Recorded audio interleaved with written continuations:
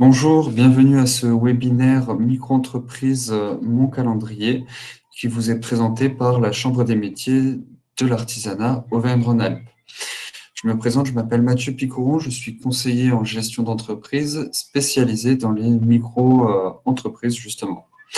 Je tiens déjà à m'excuser dans un premier temps, j'ai un problème de caméra donc vous ne pourrez pas me voir durant cette présentation, mais vous avez le plus important, le support du webinaire.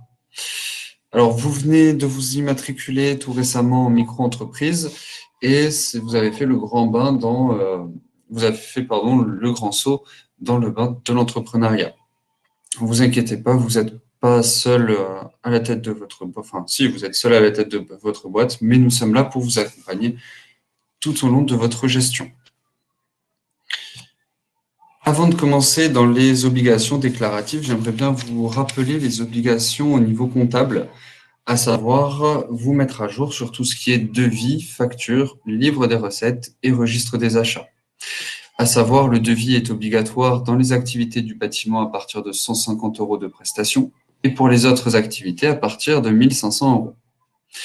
Vous avez également la facture qui est obligatoire pour les prestations de services supérieures à 25 € et également pour les actes entre professionnels. Le livre des recettes est également obligatoire pour toutes les micro-entreprises. Ce doit être un livre des recettes chronologique. Vous rentrez tous les jours les recettes que vous avez faites. Et enfin, le registre des achats est obligatoire seulement si vous avez une activité d'achat-revente majoritaire ou si vous avez un chiffre d'affaires d'achat-revente supérieur à 10 000 €. N'hésitez pas, j'ai oublié de vous le préciser, à poser des questions dans la conversation, dans le chat. Je me ferai un plaisir d'y répondre en fin de présentation. Pour continuer sur les obligations comptables, je voulais vous parler également du compte bancaire. Est-ce que vous devez avoir un compte bancaire dédié, un compte bancaire professionnel, ou est-ce que vous pouvez utiliser votre compte bancaire particulier ? Sachez que vous pouvez très bien utiliser votre compte bancaire particulier pour les besoins de l'entreprise. Seulement, dès que vous aurez dépassé un chiffre d'affaires de 10 000 € pendant 2 années consécutives, vous devrez avoir un compte bancaire dédié à votre activité. Ce compte bancaire dédié peut très bien être un compte courant classique. Vous n'avez pas d'obligation à avoir un compte bancaire professionnel qui coûte généralement aux alentours de 15 € par mois. Je voulais également attirer votre attention sur l'assurance professionnelle. Est-ce qu'elle est obligatoire ? Dans certains secteurs, comme le bâtiment, elle va être obligatoire. Dans d'autres secteurs, elle ne le sera pas. Par contre, elle est fortement recommandée. Si vous avez un problème avec un client, si vous blessez un client, si vous dégradez les biens d'un client, c'est l'assurance professionnelle qui prendra le pas et non pas votre assurance personnelle. Sinon, ce sera de votre poche. Donc, couvrez-vous à ce niveau-là. Vous pouvez contacter n'importe quel organisme d'assurance. Également, petit point d'attention, vous avez dû recevoir, suite à votre immatriculation, certains courriers vous demandant de régler certaines sommes. Je pense notamment à un courrier de l'APE qui vous demande de régler une somme aux alentours de 198 € pour l'affichage. C'est une arnaque, vous n'avez pas bien sûr à régler cette somme. Dans le bâtiment, vous allez recevoir également des courriers de congés intempéries BTP ou encore de ProBTP. Ce sont 2 organismes de mutuelle et d'assurance. Vous n'êtes pas obligé d'y souscrire. Si vous avez un doute, vous pouvez les appeler. Sachez dans tous les cas que, hors les contrats que vous avez signés, vous, qui engagent votre micro-entreprise, les 2 seuls organismes qui vous relanceront seront les URSSAF et les impôts. Sachant que les URSSAF vous relanceront toujours via votre compte auto-entrepreneur.ursaf, on y reviendra sur celui-ci, et les impôts via vos comptes impôts.gouv, soit personnels, soit professionnels. On y revient également. Juste après votre immatriculation, pensez bien à l'ACRE. Est-ce que vous avez fait la demande ou pas ? Si vous n'avez pas fait la demande, vous avez jusqu'à 45 jours après votre immatriculation pour la faire. Cette demande, l'ACRE, je le rappelle, est une réduction de 50% des cotisations sociales la première année. Vous avez sur sur le lien que je projette, une FAQ sur l'ACRE, comment la demander. Vous pouvez déposer directement le dossier sur le site autoentrepreneur.fr. 15 jours après votre immatriculation, à peu près, ça peut être 15 jours, 3 semaines, il faudra que vous créiez votre compte autoentrepreneur.ursaf.fr. C'est sur ce compte que vous allez faire toutes vos déclarations mensuelles ou trimestrielles et payer vos cotisations sociales. Ce mode de déclaration mensuel ou trimestriel, c'est vous qui l'avez choisi lors de votre immatriculation. Pensez bien à regarder sur votre récépissé d'immatriculation si vous ne vous souvenez plus de pourquoi vous avez opté. Également, payer les cotisations sociales, ce sera soit par virement, prélèvement, soit par carte bancaire. Le prélèvement se fera toujours à la date d'exigibilité des sommes. Le paiement par carte bancaire se fera automatiquement dans les 2-3 jours suite au débit de votre compte. Vous allez également recevoir une déclaration initiale de cotisation foncière des entreprises. Cette cotisation foncière des entreprises peut s'apparenter à la taxe d'habitation que vous payez. Vous, même si vous n'avez pas de local, vous avez une obligation de déclaration de cotisation, vous avez une obligation de déclaration initiale. Dans ce cas-là, vous allez identifier votre domicile, le siège social de votre entreprise, comme secteur d'activité, lieu d'activité principal. Même si, bien sûr, vous travaillez sur des chantiers au domicile des clients. C'est votre siège social. Et vous allez devoir déclarer la zone que vous utilisez à votre domicile. Cette zone, ça peut être 1 mètre, 2 mètres, 5 mètres, 10 mètres. Vous voyez en fonction de l'espace de stockage de vos matières premières, par exemple, de vos stocks, ou encore de l'espace que vous utilisez pour faire votre administratif. Dans tous les cas, les micro-entrepreneurs, vous êtes exemptés de cotisation foncière des entreprises la première année. Si jamais vous avez un doute sur cette déclaration initiale, vous pouvez questionner votre CMA, on se fera un plaisir d'y répondre. Également, si vous recevez un avis de cotisation foncière vous demandant de payer et que vous estimez que vous n'avez pas payé, vous pouvez nous consulter. Sachez que vous avez des lettres modèles de demande d'exonération de la cotisation foncière des entreprises qui existent. Un petit conseil en plus, créez votre compte impôt.gouv professionnel. Ce compte impôt.gouv professionnel n'est pas obligatoire quand vous êtes en micro-entreprise, c'est le compte particulier qui est obligatoire. Ce compte professionnel, vous pouvez le créer pour plusieurs choses. Dans un premier temps, la déclaration de CFE, c'est sur ce compte que vous allez recevoir vos avis de paiement également. Vous avez également, sur ce compte, l'accès aux déclarations et au paiement de la TVA. Alors, pour la plupart, vous débutez en franchise. Sachez que quand vous allez dépasser les seuils de TVA, vous allez devoir obligatoirement passer à la TVA. À ce moment-là, il faudra contacter votre service des impôts des entreprises, leur demander un numéro de TVA intracommunautaire et choisir le mode de déclaration et de paiement de la TVA que vous collectez.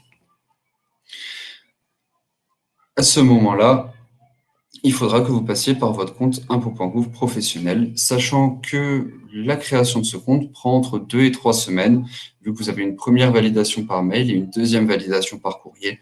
L'envoi du courrier prend un peu de temps. Donc, n'attendez pas d'être devant le fait accompli et de devoir faire les démarches pour créer le compte. Autant le faire tout de suite.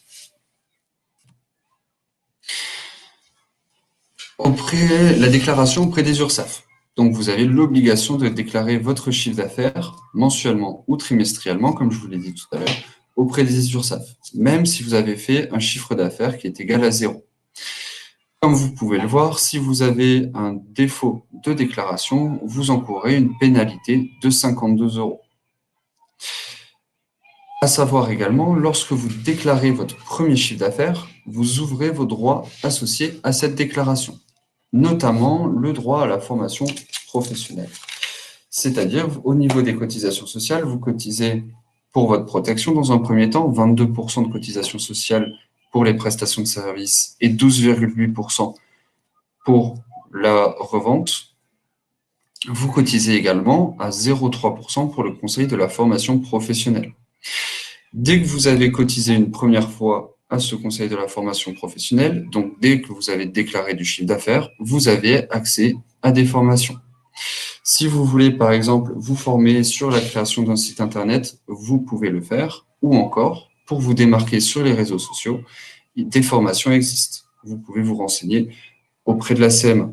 Donc, n'hésitez pas à vous former. Au niveau des cotisations sociales, s'ajouteront en deuxième année seulement 0,48% pour les prestations de services, pour les taxes pour frais de chambre des métiers et de l'artisanat, et 0,22% pour l'achat-revente. Sur vos déclarations URSSAF, il y a un cadre assez spécifique concernant la première déclaration. On vous a sûrement dit, lorsque vous êtes immatriculé, qu'il y avait un délai entre votre immatriculation et la première déclaration de 90 jours. Dans les faits, il faut attendre que votre première période finisse, je vais revenir sur ce terme, et laisser passer 90 jours de plus. Par exemple, j'immatricule aujourd'hui au 5 février, je vais devoir laisser finir le mois de février pour commencer à comptabiliser mes 90 jours. Dans ce cas-là, je vais laisser passer février, mars, avril, mai, mars, avril, mai au titre des 90 jours, et je déclarerai seulement en juin. Donc, je vais déclarer finalement que le 5e mois.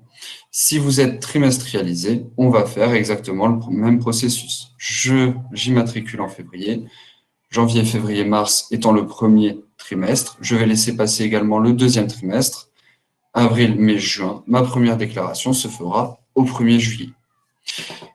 J'aurai la possibilité de faire ma déclaration à partir du 1er juillet. Par contre, au 31 juillet, j'aurai l'obligation d'avoir déclaré et d'avoir payé les cotisations afférentes à ma première déclaration.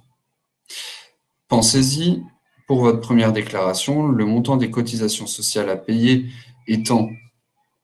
pourra être très important, sachant que vous avez un délai de non-déclaration plus long que ce que vous aurez plus tard. Donc, pensez à provisionner les sommes nécessaires au paiement de ces premières cotisations.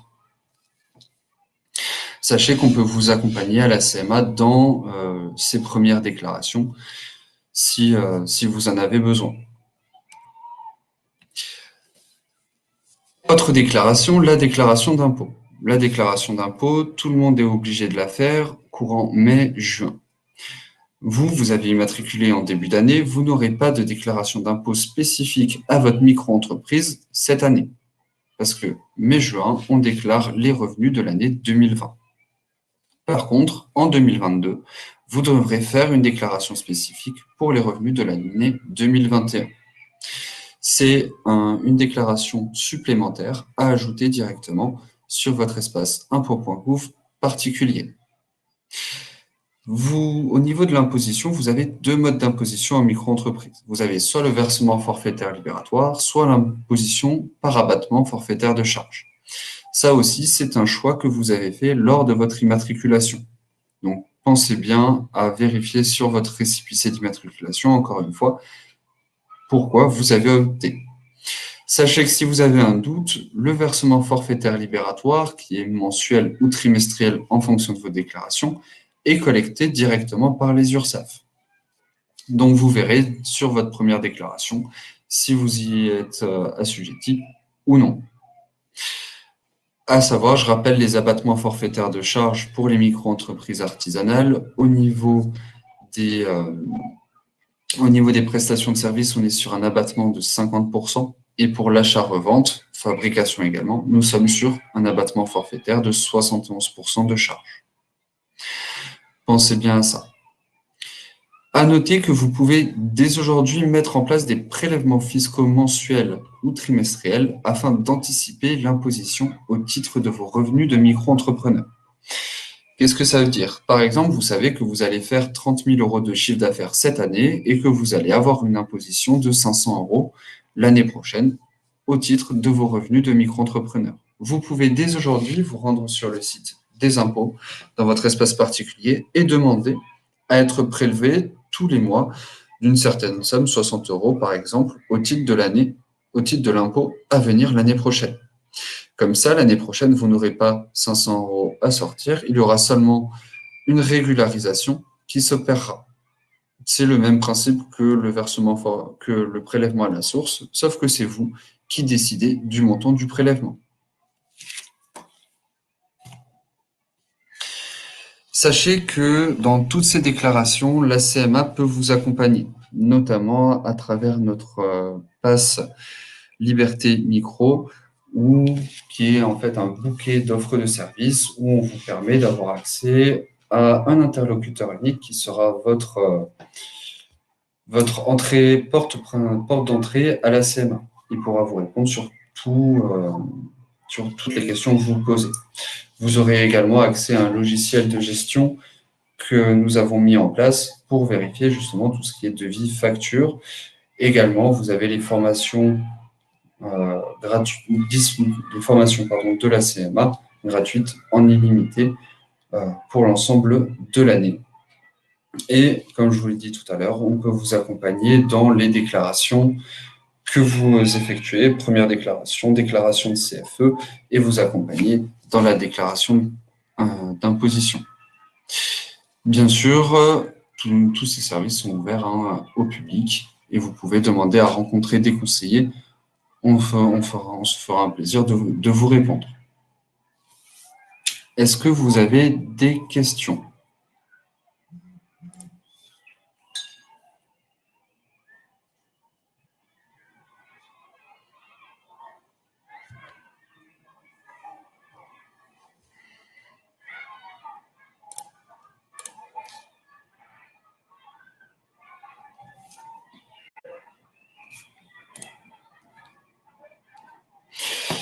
Alors oui, au niveau de la CFE, vous avez une surface minimum à déclarer. Vous ne pouvez pas déclarer 0 mètre carré, déclarer 1 mètre carré.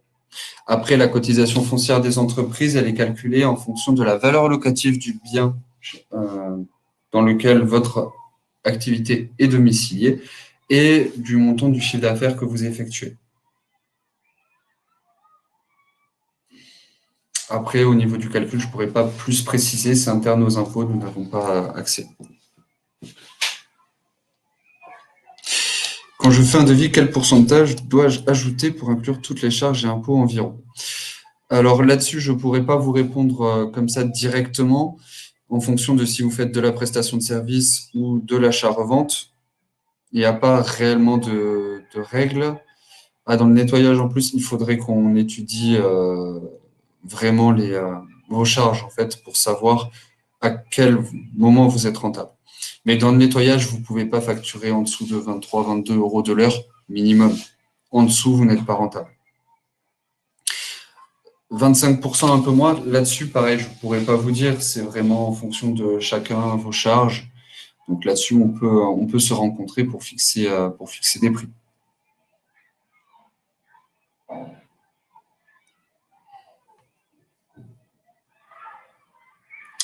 Alors, non, les URSSAF, ce ne sont pas 11%. Vous avez une cotisation aux URSSAF de 11% parce que vous bénéficiez de l'ACRE pendant 1 an. Mais au bout d'1 an, vous aurez 22% de cotisation sociale. Sachez, quand vous définissez vos prix, ne prenez pas en compte les taux avec ACRE. Prenez en compte les taux complets. C'est-à-dire, si vous estimez que vous êtes rentable avec un taux de cotisation à 11% de votre chiffre d'affaires, vous ne le serez plus l'année prochaine quand les cotisations passeront à 22%. Donc, autant fixer des prix avec des cotisations à 22% tout de suite. Comme ça, l'année prochaine, vous ne serez pas obligé d'augmenter de presque 11% vos prix.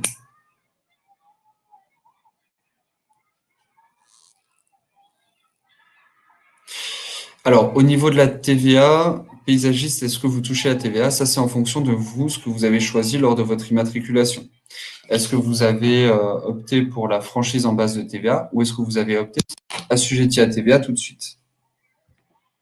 Si vous êtes assujetti à la TVA, dans ce cas-là, vous avez l'obligation de faire vos déclarations de TVA et également, vous avez le droit de déduire la TVA que vous payez pour le compte de l'entreprise. On a un atelier à la CMA qui est micro-entreprise et TVA où nous revenons sur l'ensemble des obligations liées à la TVA et également sur les modalités de dépassement des seuils et options.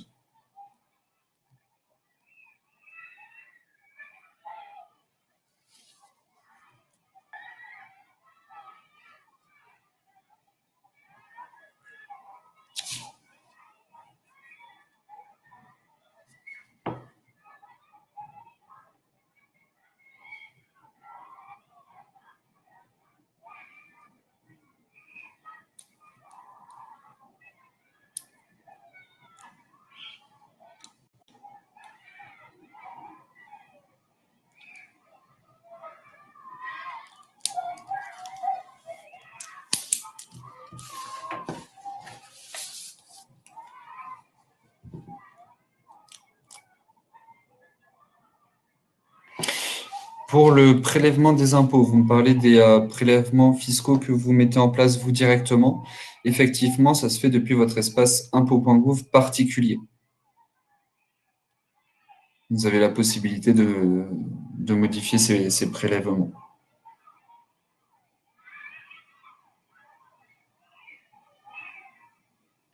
Après, ça,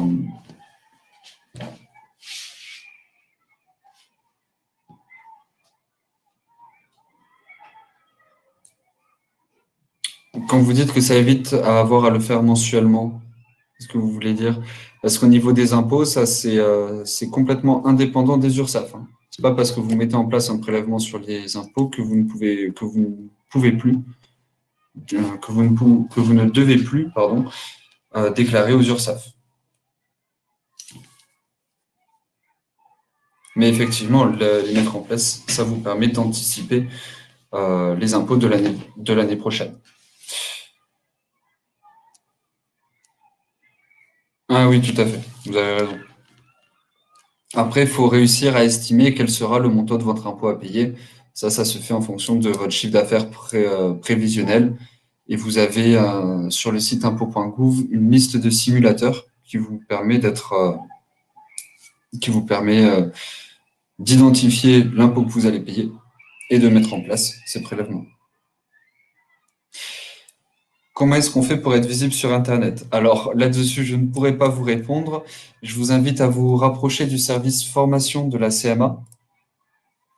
Vous avez toutes les coordonnées ici. Nous avons des formations justement dédiées à ça. Après, oui, vous avez le référencement sur Internet, les fiches Google My Business, la création de votre site Internet. Mais là-dessus, je ne pourrais pas aller plus en détail.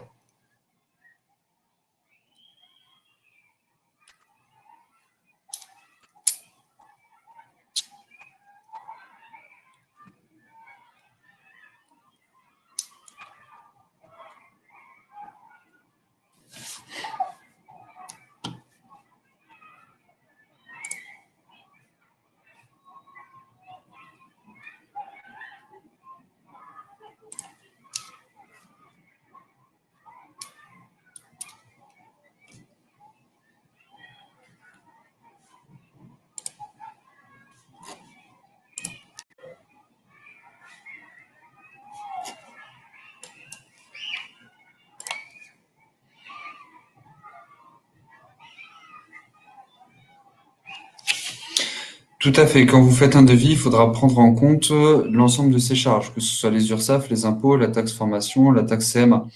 Si on prend les taxes, les cotisations sociales de 22%, auxquelles on va ajouter la cotisation à la formation 0,3% et les 0,48% pour de la prestation de service, vous devrez prendre en fait en compte 22,78% pour la prestation de service en tout qui vous sera prélevé sur votre chiffre d'affaires. Après, au niveau des impôts, si vous avez opté pour le versement forfaitaire libératoire, vous devrez ajouter 1,7%. Le versement forfaitaire libératoire étant de 1,7% pour la prestation de service.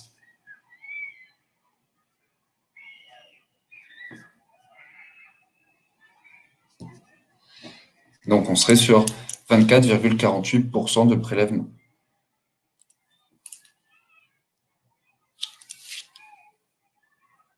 Exactement, si vous faites que 25%, au moins vous englobez le tout et vous prenez un petit peu plus de marge, un peu plus de marge.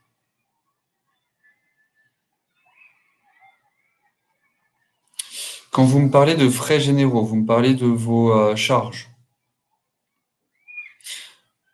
Quand vos charges, vous ne les déclarez à aucun moment à l'administration, que ce soit les URSSAF ou l'administration fiscale. Vous ne pouvez en aucun cas les déduire. Tout se fait par abattement forfaitaire de charges. Vous avez, comme je vous l'ai dit tout à l'heure, un abattement forfaitaire de charges de 50% pour les prestations de services artisanales et de 71% pour l'achat-revente. Donc, toutes vos charges doivent rentrer dans ces abattements forfaitaires. Rien n'est déductible. Que ce soit l'achat de matériel, effectivement, l'essence du véhicule, rien n'est déductible. La seule chose que vous pourrez déduire de vos achats, c'est la TVA seulement si vous êtes assujetti et soumis à TVA.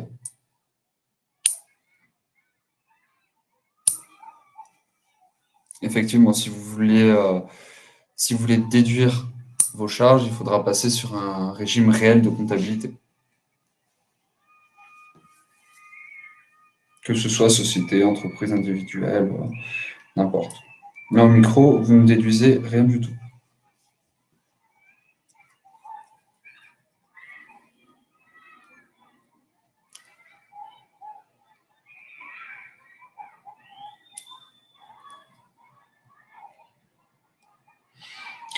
Alors, est-ce que vous pouvez changer à n'importe quel moment de statut?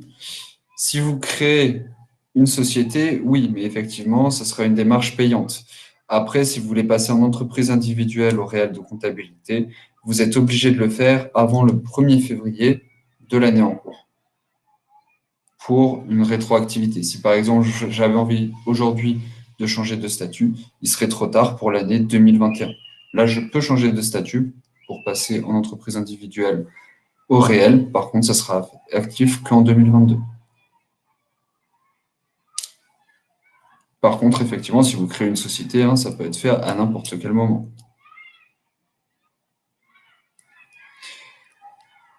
Tout à fait.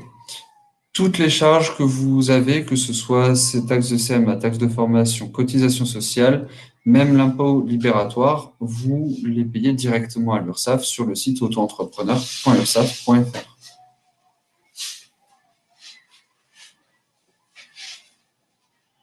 Oui, tout à fait. Soit vous payez pour changer de statut, soit vous restez en micro-entreprise.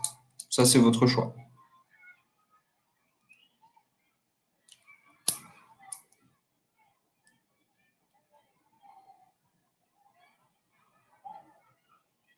Tout se fait sur l'URSSAF, sauf le prélèvement des impôts automatique que vous mettez en place.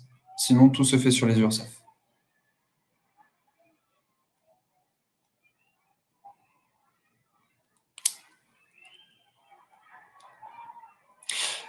Alors, au niveau du chiffre d'affaires maximum, en prestation de service pour bénéficier de la micro-entreprise, on est à 72 600 euros. Et pour l'achat-revente, on est à 176 000, pardon, 176 200 euros. Pardon.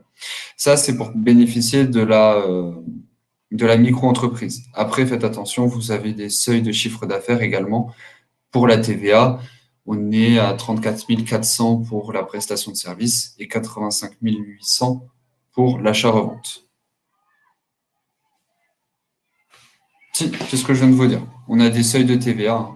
34 400 en prestation de service, 85 800 pour l'achat-revente, avec des seuils de tolérance. Après, encore une fois, je vous laisserai peut-être nous recontacter pour aller plus précisément dans ces détails. Et si vous pouvez très bien rester micro-entrepreneur toute votre vie, hein, si vous respectez ces seuils de 72 600 et 176 200 euros. Là-dessus, vous n'avez pas, vous pouvez rester, vous n'avez pas de limite. Alors, si vous dépassez cette somme pendant 2 années consécutives, vous êtes obligé de passer au régime réel, c'est-à-dire en entreprise individuelle au régime réel.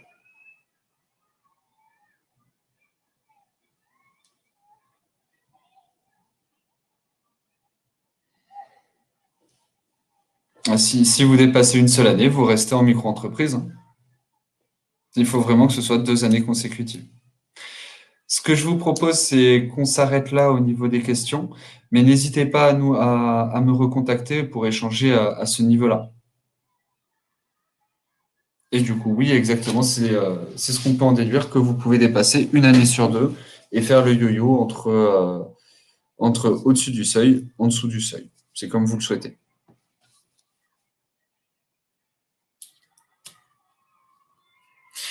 Je vous souhaite à tous une bonne journée et j'espère à bientôt à la CMA pour échanger sur les statuts ou autres.